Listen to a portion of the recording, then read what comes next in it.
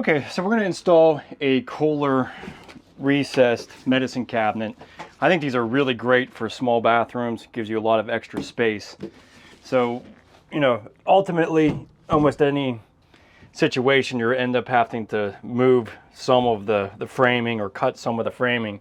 So I first want to say, make sure that your wall is not load bearing.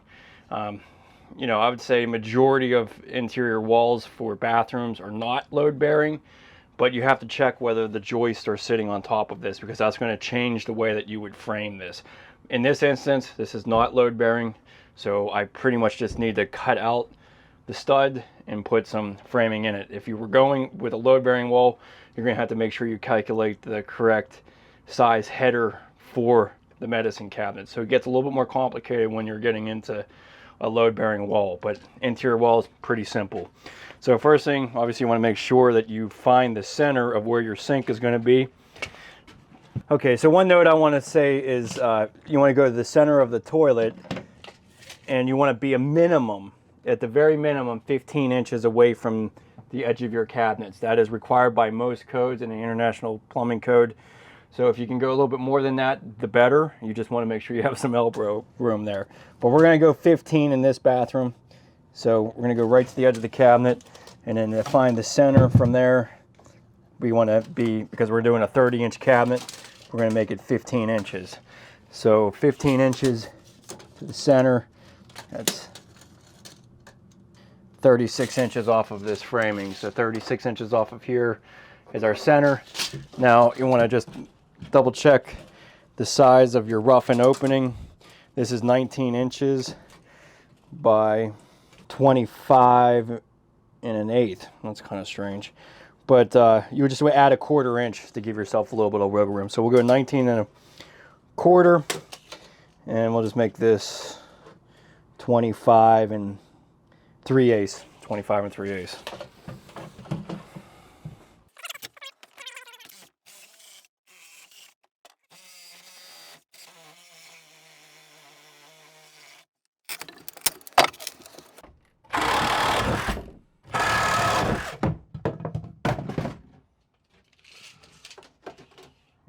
So we're going to figure out a decent height for this. So our vanity is going to be 36 inches by the time we get the countertop on. And typically I usually go 10 to 12 inches. So let's just say 12 inches from the top of our vanity.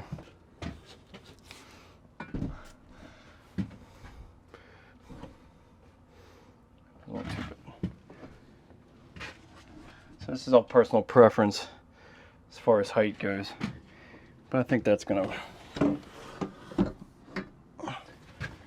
I think that'll work. We're just gonna go 13 inches, so 25 and 3/8 is here, minus the 1.5 inches for your 2x4. So we're gonna have to move this guy out of the way. We're gonna move this light fixture anyways.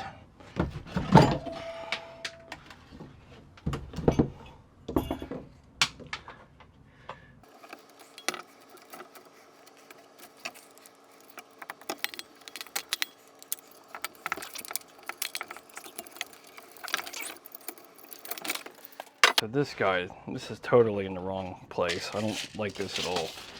It's 50 inches off the floor. Let's get rid of that too. But let's focus here. Let's just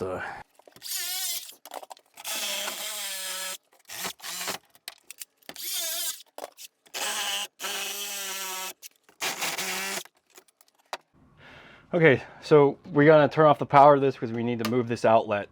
So easiest way to do that is to use this Klein tool. So basically you just plug this in and make sure that the lights are working, because if you have power to it, and then we'll go down and check out which breaker this goes to.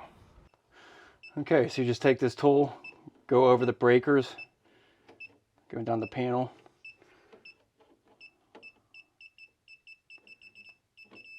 Yep, it's this one right here. Yep. All right. So the light's off. That means that we don't have any power. Just double check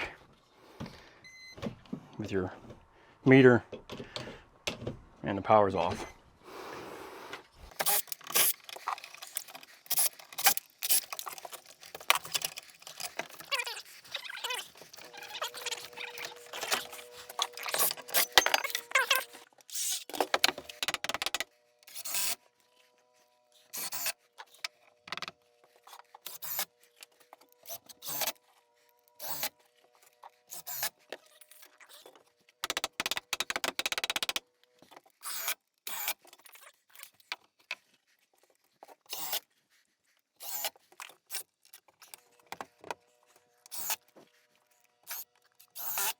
.36 to the center. And we need to be 9 5/8, and then 15 1/4.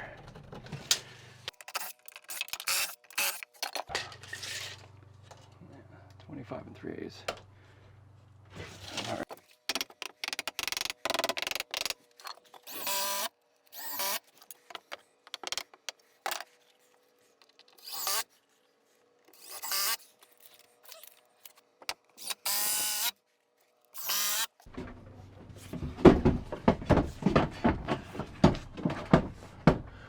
Okay, so it should fit.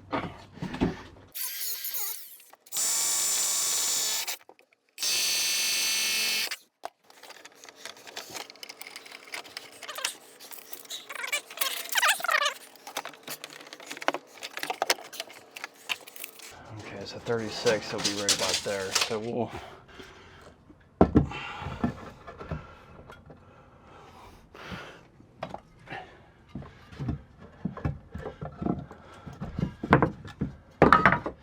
So what I'm going to do is just put this block all the way in the back, so then when I get a round box, I can just adjust this to wherever I want, and I have something to screw into. Rather than using an old work box that just relies on the drywall to hold the fixture in place, if I have something I can screw into, I can just, I'm not going to put this box in here, but I'm going to put a round box in here. But for right now, I'm just going to stick this outside the drywall, and then when I adjust my light fixture for above this mirror, I can do that later. I always find it better to just poke a hole out of the drywall and then move that fixture after to get the mirror in, because sometimes the decisions aren't made on what light fixture you want, and you just want to make sure it's not too close to the ceiling and too far away from that mirror.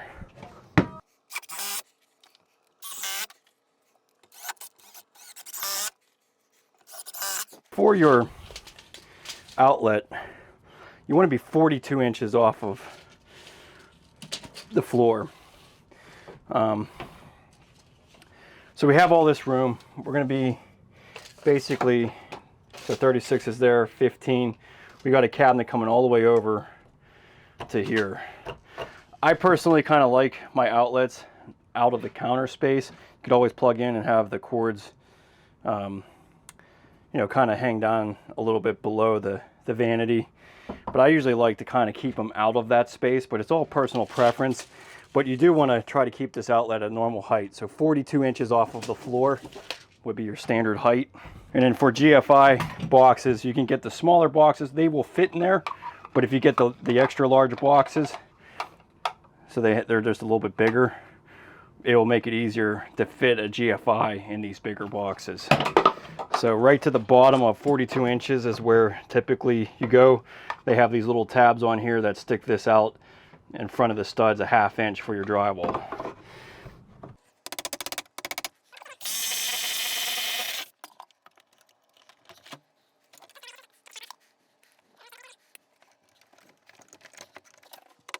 Don't staple your nails, your staples really tight. You want to be able to still move your wire.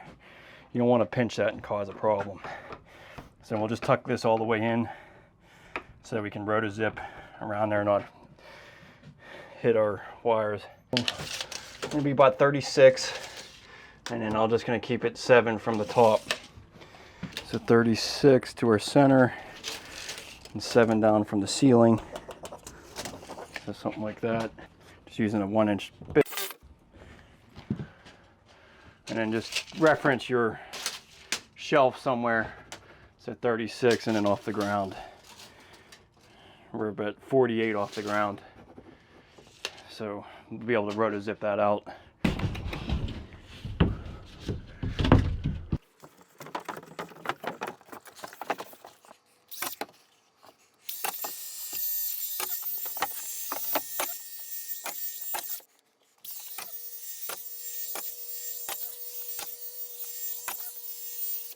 So we'll roto up around our box.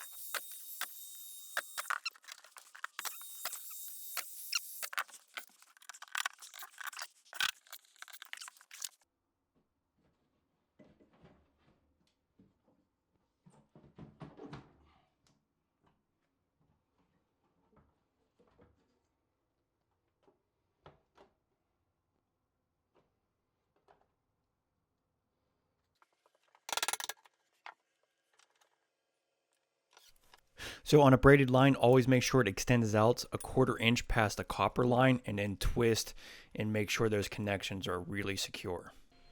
So I hope that demonstration's kind of giving you a little bit of insight on what's involved with installing a recessed medicine cabinet. If you have any questions about your own project, leave a comment below. I'd be more than happy to help you out. But just to let you know, all the clients that have purchased recessed medicine cabinets similar to this have been really happy with the function and the look of them. They're really great for small bathrooms. I'll see you in the next video.